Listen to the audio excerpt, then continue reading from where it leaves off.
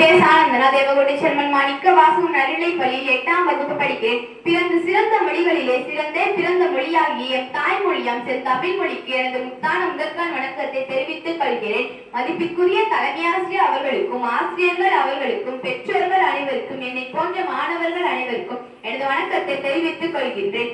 சுதந்திர தின நன்னாளில் தேசிய கொடி பறக்கட்டும், தேசபக்தி மிளரட்டும். இன்று நாம் ஒன்று கூடியிருப்பது ஒரு சாதாரண நாளை கொண்டாடுவதற்காக அல்ல, பல தியாகிகளின் தியாகத்தால் நமக்கு கிடைத்த சுதந்திரத்தை நினைவு கூறுவதற்காக. 1947ஆம் ஆண்டு ஆகஸ்ட் 15ஆம் நாள் நமது பாரத நாடு ஆங்கிலேயர் ஆட்சியில் இருந்து விடுதலை பெற்றது. இந்த சுதந்திரம் நமக்கு அவ்வளவு எளிதாக கிடைத்துவிடவில்லை. நம் நாட்டிற்காக தங்கள் உயிரையும் உடமையையும் தியாகம் செய்த எண்ணற்ற சுதந்திர போராட்ட வீரர்களால் கிடைத்தது.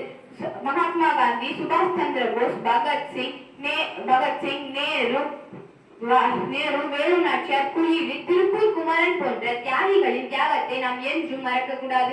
இந்த சுதந்திரம் நமக்கு கிடைத்த பரிசு அல்ல, அது பல தியாகங்களின் விளைவு. நண்பர்களே, சுதந்திரம் என்பது நமக்கு பிடித்ததை செய்வது மட்டுமல்ல, சுதந்திரத்துடன் பொறுப்பும் வருகிறது. மாணவர்களாகி நம் நாட்டை முன்னேற்ற முடியும். நன்றாக படிப்போம், நேர்மையாக இருப்போம், சுற்றுச்சூழலை தூய்மையாக வைத்திருப்போம், மரங்கள் வளர்ப்போம், தண்ணீரை சேமிப்போம், மற்றவர்களை மதிப்போம். சாதி, மதம், இனம், மொழி என்று வேற்றுமை இல்லாமல் அனைவரையும் சகோதரர்களாக பார்ப்போம். இன்றைய மாணவர்கள் நாளைய இந்தியாவின் தலைவர்கள். நாம் அனைவரும் நமது கடமையை சரியாக செய்தால் நம் இந்தியா இன்னும் உயர்ந்த நாடாக மாறும். நம் தேசிய கொடியின் 3 நிறங்களும் நமக்கு ஒவ்வொரு செய்தியை சொல்கின்றன.